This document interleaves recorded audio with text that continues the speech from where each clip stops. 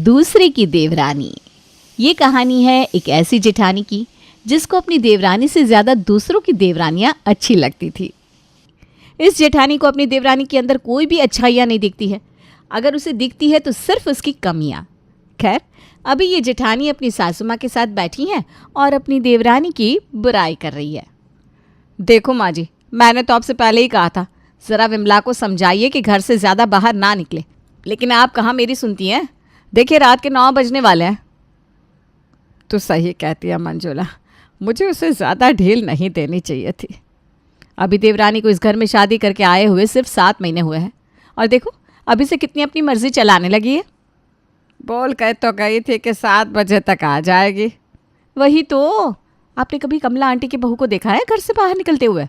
उसकी शादी होकर 4 साल होने को आ रहे हैं और अभी तक मैंने उसे कभी भी 7 बजे के बाद घर से बाहर जाते नहीं देखा। वो तो घर का सारा काम करती है, अपनी सास और जेठानी की भी खूब सेवा करती है, और एक हम लोग बड़े अभागी हैं।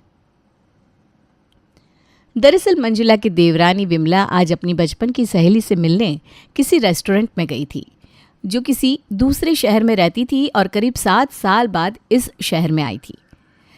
9:15 बज जाते हैं और विमला तब घर आती है। रुको, बड़ी जल्दी है कमरे के अंदर जाने की? हाँ माँ जी, बहुत थकान लग रही है, बहुत ट्रैफिक था, इसीलिए आने में देर भी हो गई। आजकल बहाने बहुत मार रही हो छोटी बहू। माँ जी, मैं आपको बताकर तो गई थी ना। आजकल कुछ ज़्यादा ही ज़बान नहीं चल रही तुम्हारी कैंची जैसी ज़बान को देखकर लगता नहीं कि तुम इस घर की नई बहू हो। क्या मतलब माँ जी? ओहो, एक तो तुम घर लेट से आई, ऊपर से सासू माँ से ज़ुबान भी लड़ा रही हो। अरे घमंड तो इतना करती है जैसे कहीं कि महारानी हो। अरे माँ जी, महारानी है तभी तो इसके पिताजी आपको 3 लाख भी नहीं दे पाए थे। दरअसल विमला की शादी के समय विमला की सासू माँ ने इसके पिताजी से 3 लाख मांगे थे।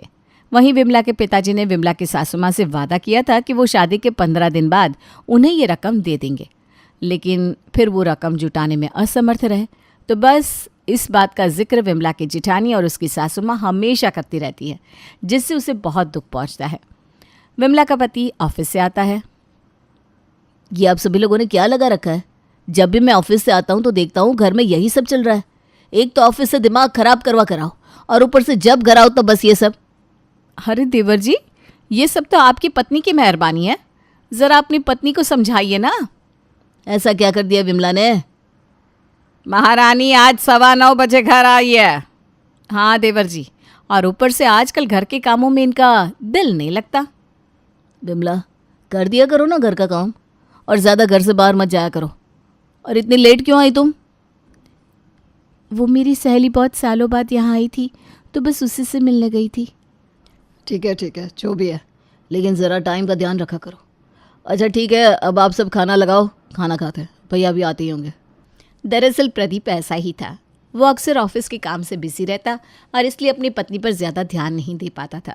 घर में क्या चल रहा है, उसकी पत्नी क्या कर रही है, इन सब बातों पर भी ज़्यादा फोकस नहीं करता था। खैर, अगले दिन मंजुला की पड़ोसी देवयानी घर आती है। इतनी देर से पकौड़ियाँ ठंडी हो रही है, खाओ ना। हाँ। अच्छा देवयानी, सुना है तुम फैशन डिज़ाइनिंग भी करने वाली हो?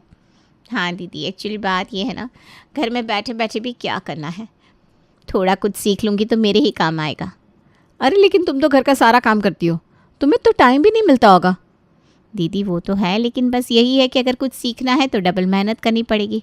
घर का सारा काम निपटा लूँगी, फिर उसके बाद सिखाने चली जाया करूँगी। मैंने तो एक ब्यूटी पार्लर वाली से बात भी कर ली है। वाह देवयानी, देवरानी हो तो तुम्हारे जैसी। भाई तुम्हारी जेठानी कल्पना के तो मज़े हैं। हाँ, उस दिन मिली थी मुझे मार्केट में, तुम्हारी बहुत तारीफ़ कर रही थी। अरे भाई, तुम हो ही तारीफ़ करने के लायक। और एक मेरी देवरानी है, कुछ कहना नहीं होता, मिर्ची लग जाती है ना। लेकिन मंजुला दीदी, आपकी देवरानी भी तो काम करती है, देखो अभी भी काम ही कर रही है। अरे वो तो बस तुम्हें दिखाने के लिए कर रही है, और क्या, बड़ा स्लो काम करती है। और ये पकौड़ियाँ ये मैंने बनाई तुम्हारे लिए, क्योंकि अगर मैडम बनाने बैठ जाती तो शाम हो जाती थी। नहीं दीदी, ऐसे मत बोलिए, भले ही वो स्लो करती है लेकिन करती तो है ना। मैंने तो कई देवरानियों को देखा है जो घर के काम में बिल्कुल हाथ नहीं लगाती। हाँ, जो भी है, लेकिन तू बेस्ट है, तुझे तो बेस्ट देवरानी का अवार्ड देना चाहिए। आप मेरी इतनी तारीफ़ कर रही हैं, बहुत बहुत शुक्रिया। थोड़ी देर बाद देवयानी अपने घर चली जाती है। देखा माँ जी, देवरानियों को ऐसा होना चाहिए। बताओ, बेचारी घर का सारा काम निपटाएगी, फिर उसके बाद ब्यूटी पार्लर सीखने जाएगी। और एक हमारी देवरानी है जो खाना बनाने में ही इतना टाइम लगाती है कि वो क्या सीखेगी कुछ। विमला घर का सारा काम तो संभालती थी, लेकिन वो काम थोड़ा स्लो करती थी। दरअसल बचपन से ही वो ऐसी थी। बस इसी कमी का फ़ायदा वो जिठानी उठाया करती थी। 2 दिन बाद जब मंजुला को उसकी एक सहेली का कॉल आता है। अच्छा काव्या, तुझसे बात करते करते 2 घंटे हो गए। क्या हुआ, आज घर में कुछ काम नहीं है क्या? मेरे देवर जी ने शादी कर ली, घर में देवरानी आ गई, तो अब मुझे काम करने की क्या ज़रूरत। ओए, विनोद ने शादी कर ली और बताया भी नहीं? अरे चिटमंगनी पर ब्याह हुआ है देवर जी का, इसलिए किसी को बता नहीं पाया। अच्छा चल कोई ना। वैसे लगता है तेरी देवरानी बहुत कामकाजी है। पूछ मत यार, मुझे लगा लव मैरिज करके आई है, क्या ही आता होगा इसको। लेकिन मंजुला तो यकीन नहीं मानेगी, एक से एक विदेशी खाना बना लेती है। बहुत पढ़ी लिखी भी है, खूबसूरत भी है, और सबसे बड़ी बात तो हम लोगों की बहुत इज्जत करती है। अरे वाह, इसका मतलब तेरे देवर विनोद की पसंद बहुत अच्छी है। और क्या, मेरे देवर तो काफ़ी समझदार है, वो ऐसी वैसी लड़की ब्याह कर नहीं लाएंगे। सही है, एक तेरे देवर लव मैरिज करके इतनी अच्छी लड़की ले आए, एक हम हैं इतनी छानबीन करके बहू लाए, वो भी ऐसी। तो मंजुला ऐसी ही अपनी देवरानी विमला की बुराइयां करती रहती है। 2 दिन बाद, सुनो विमला, शरद और अनन्या दोनों अब बड़े क्लास में पहुंच गए। दोनों का सिलेबस भी बहुत टफ हो गया है। वो उस दिन तुम बोल रही थी ना तुम्हारी मैथ और साइंस बहुत अच्छी है, तो तुम दोनों को मैथ और साइंस पढ़ा देना। एक्चुअली दोनों के लिए मैंने ट्यूशन ढूंढा था, लेकिन वो लोग बहुत ज़्यादा फ़ीस मांग रहे हैं। उन लोगों की फ़ीस सुनकर मेरा दिमाग ही ख़राब हो गया। तो प्लीज़ तुम उन दोनों को पढ़ा देना। जिठानी जी, लेकिन मेरे पास समय कहाँ है? क्यों? खाना बनाने के बाद तुम्हारे पास इतना समय बचता तो है दिन में। वो तो है, लेकिन दिन में बहुत थकान लगती है, तो थोड़ा सा आराम। आहा, वाह जी वाह देवरानी जी, देवरानी हो तो तुम्हारे जैसे। अरे तुम अपनी जेठानी के बच्चों को नहीं पढ़ा सकती? जेठानी जी, आप मेरी बातों का गलत मतलब मत निकालिए। अरे क्या गलत मतलब निकाल रही हूँ? घर में झाड़ू पोछा वाली तो हमने लगवा रखी है, बस तुम्हें खाना बनाना रहता है, उसमें भी तुम्हें नानी याद आ रही है। अरे देवयानी को देखो, घर का सारा काम भी संभाल रही है और बाहर का काम भी सीख रही है। और वो कविता को जानती हो, वो भी तुम्हारी तरह देवरानी है। तुम्हें पता है, वो अपनी जेठानी को घर के किसी काम में हाथ लगाने नहीं देती। घर का सारा काम निपटाती है, तब जाकर अपनी जेठानी के बच्चों को भी पढ़ाती है। यहाँ तक कि उनको स्कूल से लाना जाना सब कुछ वही करती है। अरे कुछ सीखो उन लोगों से। जेठानी जी, मैं भी तो पूरी कोशिश करती हूँ किसी को भी घर का कोई काम ना करना पड़े, लेकिन आपको पता ही है, खाना बनाने के अलावा भी बहुत सारे काम होते हैं, जैसे कि कपड़े धोना, चाय नाश्ता, और बीच बीच में घर में मेहमान भी आते रहते हैं। बहाने मत बनाओ, बस ये बताओ मेरे बच्चों को पढ़ाओगी कि नहीं पढ़ाओगी? फिर क्या, बेचारी विमला को मजबूरी में हाँ बोलना ही पड़ता है। विमला किचन का सारा काम करती है, फिर उसके बाद बाकी काम जैसे कि हॉल रूम को सही करना, अपने रूम को सही करना, ये सब करती है। तब जाकर अपनी जेठानी के बच्चों को पढ़ाने बैठती है। चाची, आपको देखकर ऐसा लग रहा है जैसे आपकी बैटरी डाउन हो गई है। शरद, पागल हो गया है क्या? अरे मैं तो सिर्फ मजाक कर रहा था। कोई बात नहीं। अच्छा चलो ये वाला क्वेश्चन सॉल्व करो। हाँ। जैसे तैसे विमला दोनों को पढ़ाती है। एक दिन जब विमला अपने मायके से ससुराल वापस लौटती है। अच्छा विमला, सुना है तुम्हारे शहर में बहुत अच्छी अच्छी साड़ियाँ मिलती है? जी हाँ।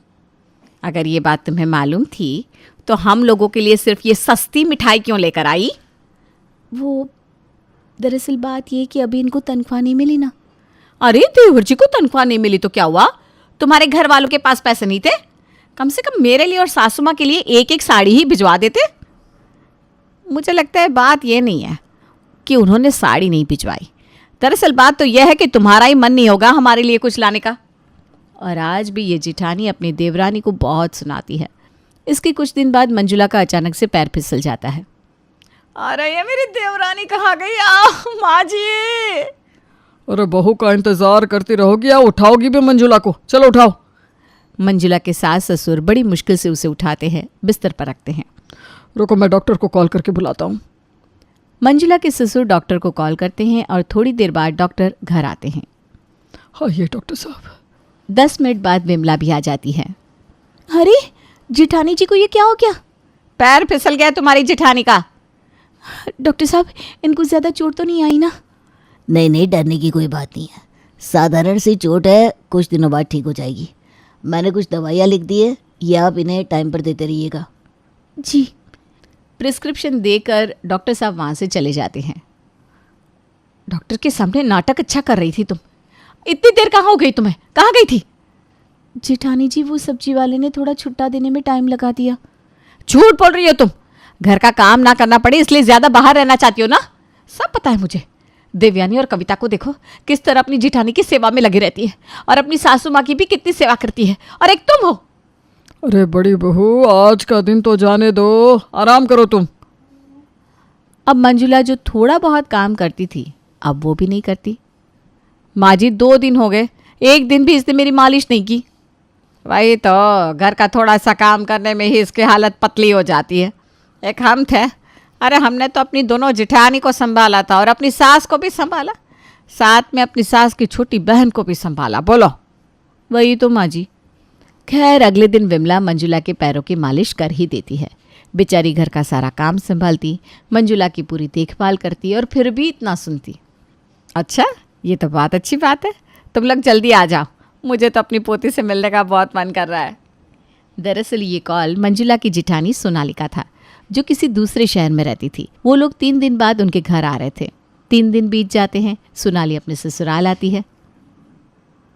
अरे लीजिए जेठानी जी, खाइए ना, आपका मनपसंद ढोकला।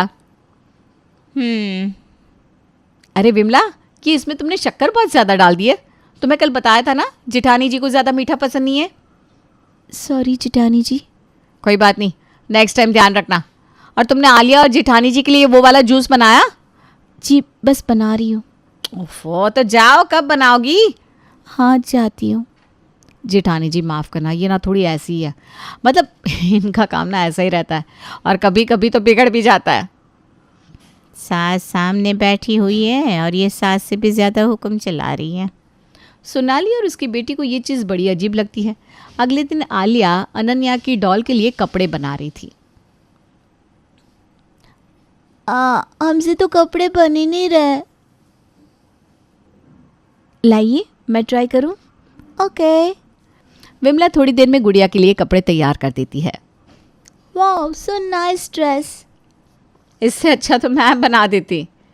मंजुला भी ट्राई तो करती है, लेकिन उसके द्वारा बनाई हुई ड्रेस बिल्कुल बेकार लगती है, जिसे देखकर बच्चे हंसने लगते हैं। जेठानी जी, इसे ऐसे नहीं, ऐसे सीती ना तो बेटर होता। अरे, तुम मुझे क्या सिखा रही हो? तुम्हारा फैशन तो बिल्कुल बेकार है, तुम मुझे सिखाने चली हो। डोंट माइंड छोटी चाची, फैशन सेंस विमला चाची का नहीं बल्कि आपका अच्छा नहीं है। अब जो कपड़े पहनते हो ना बहुत ओल्ड फैशन है। आलिया की ये बात सुनकर मंजुला को बहुत शर्मिंदगी होती है। वो वहाँ से गुस्से में चली जाती है। ये समझती क्या है अपने आप को?